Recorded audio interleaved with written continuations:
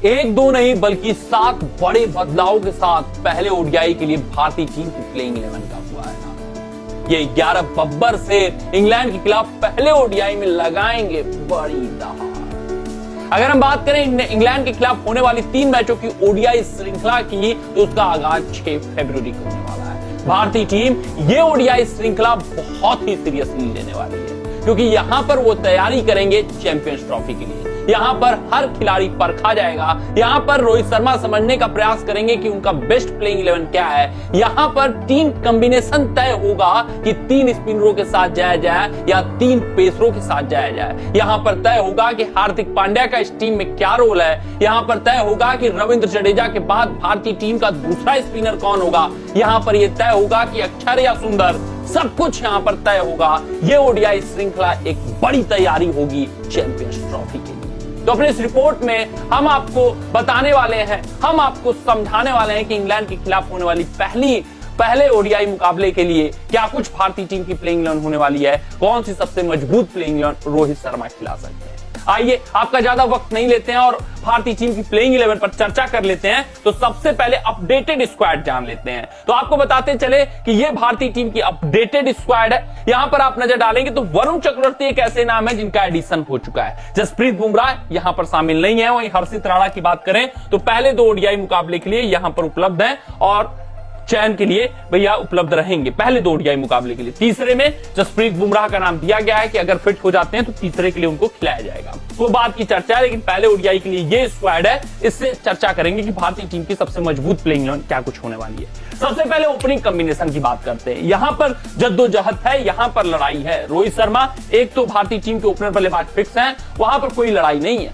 जो दूसरा ओपनिंग का जोड़ीदार होगा रोहित शर्मा का, वहां पर लड़ाई है, वो है यशस्वी जायसवाल वर्सेस शुभमन गिल। लेकिन आपको बताते चले कि जब ये ओडीआई स्क्वाड का अनाउंसमेंट हुआ था, शुभमन गिल भारतीय टीम के उपकप्तान बरकरार रखे गए थे, जिस कारण उसी वक्त तय हो गया था कि भैया बैकअप के रूप में ही यशस्वी जायसवाल रहेंगे। शुभमन गिल बहुत बुरे दौर से गुजरे, शुभमन गिल के बल्ले से रन नहीं आया, तभी यशस्वी जायसवाल खेलेंगे बतौर ओपनर। यानी ये तय हो चुका है कि यशस्वी जायसवाल ओपन करते हुए पहले ओडीआई में नहीं दिखेंगे, शुभमन गिल रोहित शर्मा ओपन करेंगे। नंबर 3 पर तो सवाल ही नहीं उठना चाहिए कि कौन खेलने वाला है। हालांकि फॉर्म अच्छा नहीं है, बल्ले से रन नहीं निकला हुआ है, लेकिन नंबर 3 पर विराट ही खेलेंगे। 4 पर श्रेयस अय्यर अपना स्थान स्थापित कर चुके हैं। केएल राहुल नंबर 5 पे, ऋषभ पंत को अभी वेट करना पड़ेगा।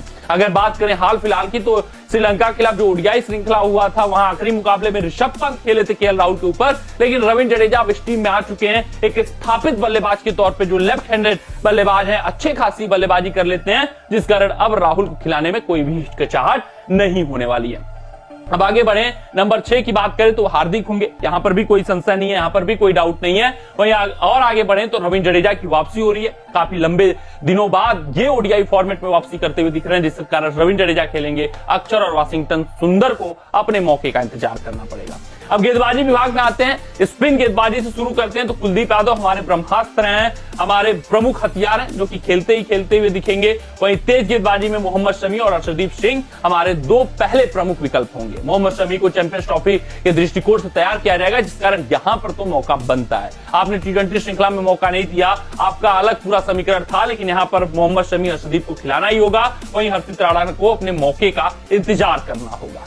ट्रम्प कार्ड पिक की बात करें तो वरुण चक्रवर्ती होने वाले हैं, ये भारतीय टीम की प्लेइंग 11 में शामिल होने वाले हैं। ये भी लगभग तय है, क्योंकि एकाएक जो इनकी एंट्री हुई है वो T20 में जोरदार प्रदर्शन के दम पे हुई है। इंग्लैंड के एक बल्लेबाज T20 फॉर्मेट में वरुण चक्रवर्ती को पिक करने में संघर्ष कर रहे थे, चाहे वो लियाम लिविंगस्टन हो, चाहे वो हैरी ब्रूक हो, चाहे जैकब बेथल रहे हो, सब संघर्ष किए हैं वरुण चक्रवर्ती के सामने, सबने घुटने टेके हैं, जिस कारण इनका सरप्राइज के तौर पे भारतीय टीम की पहले ओडीआई की प्लेइंग 11 में भी एंट्री होने वाला है। ये ट्रम्प का ट्विक साबित हो सकते हैं। देखना दिलचस्प रहेगा किस तरीके से वरुण चक्रवर्ती का प्रदर्शन आता है, क्योंकि यहाँ पर इंग्लैंड वर्सेस इंडिया पहले ओडीआई के लिए कप्तान ने किया हो जाए।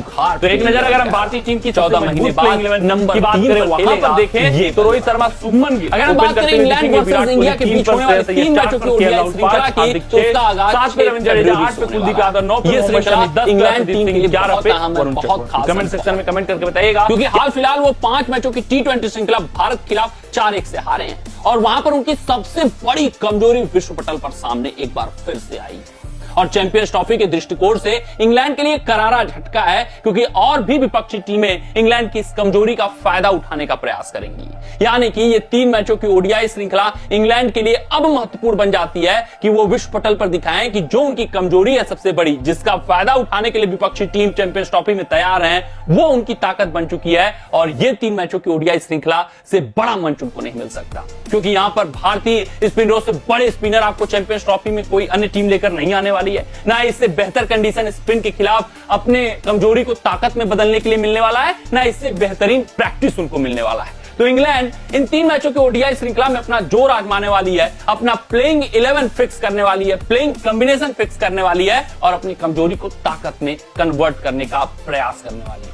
अपने इस रिपोर्ट में हम आपको बताएंगे कि पहले ओडीआई के लिए क्या कुछ प्लेइंग 11 इंग्लैंड ने तय किया है, प्लेइंग कॉम्बिनेशन क्या कुछ होने वाला है और किन किन बल्लेबाजों के ऊपर वो भरोसा जताते हुए दिख रहे हैं कि स्पिनर्स के खिलाफ वो इनकाउंटर कर सकते हैं, स्पिनर्स के खिलाफ वो धावा बोल सकते हैं। T20 श्रृंखला से क्या कुछ इंस्पिरेशन इंग्लैंड ने अपनी प्लेइंग 11 में लिया है, ये सब बातें अपने इस वीडियो में करने वाले हैं। इंग्लैंड की जो प्लेइंग 11 का ऐलान हुआ है उस पर हम चर्चा करने वाले हैं। सबसे पहले अगर हम बात करें इंग्लैंड टीम की ओपनिंग बल्लेबाजी की, तो वो फिल सॉल्ट और बेन डकेट ही करने वाले हैं।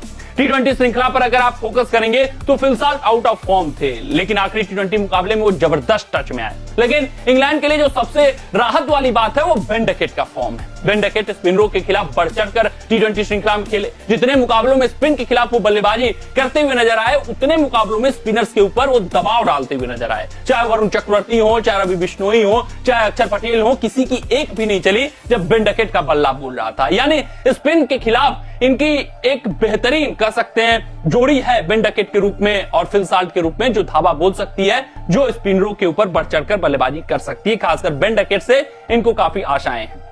जो नंबर 3 पर बल्लेबाज आने वाला है वो भी खास होने वाला है। ये जो यूएई और पाकिस्तान में मुकाबले होने वाले हैं, ये बल्लेबाज वहां पर बड़ा रोल अदा कर सकता है। ये बल्लेबाज इंग्लैंड के लिए जीत का सूत्रधार हो सकता है। नाम है इनका जो रूट। नवंबर 2023 में आखिरी वनडे मुकाबला इंग्लैंड के लिए खेले हुए थे। उसके बाद 2025 में इनकी वापसी होती हुई दिख रही है। 14 महीने बाद ये खिलाड़ी नंबर 3 पर खेलने वाला है। भारत के खिलाफ इन 3 मैचों की ओडीआई श्रृंखला में इंग्लैंड का क्या हाल होगा, क्या असर होगा, ये जो रूट की बल्लेबाजी के ऊपर निर्भर करेगा, क्योंकि इंग्लैंड ने T20 श्रृंखला में एक ऐसे बल्लेबाज को मिस किया जो एक छोर थामे रखे, स्पिनरों को एनकाउंटर कर सके, लेकिन ओडीआई श्रृंखला में जो रूट के रूप में एक बेहतर विकल्प उनके पास मौजूद है। वहीं नंबर 4 पे हैरी ब्रूक, स्पिन के खिलाफ इनकी कमजोरी एक्सपोज हुई है। हैरी ब्रूक का तो दबदबा बना हुआ है इंटरनेशनल स्तर पर, लेकिन स्पिन के खिलाफ ये संघर्ष करते हुए दिखाई देते हैं, ये भी बात आम हो चुकी है। 5 पे जॉस बटलर, ये जो रूट के बाद दूसरे महत्वपूर्ण खिलाड़ी होने वाले हैं। अगर ये जो रूट के साथ लंबी पारियां खेले, लंबी साझेदारियां किए, तो फिर इंग्लैंड का कायाकल्प हो सकता है, क्योंकि हैरी ब्रूक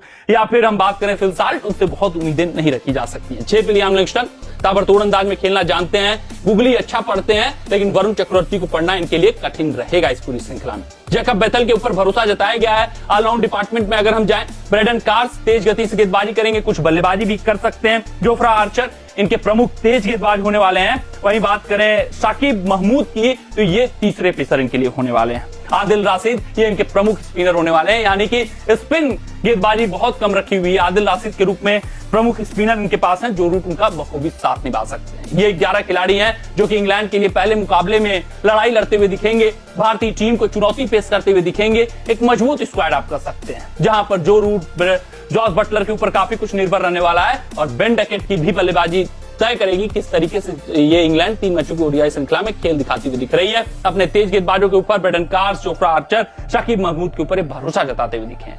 कमेंट सेक्शन में कमेंट करके बताइएगा इंग्लैंड की प्लेइंग 11 आपको कैसी लगी। मिलते हैं आपसे अगले रिपोर्ट में, तब तक आप अपना ध्यान दें, सुरक्षित रहें, स्वस्थ रहें, मस्त रहें। जय हिंद, जय भारत।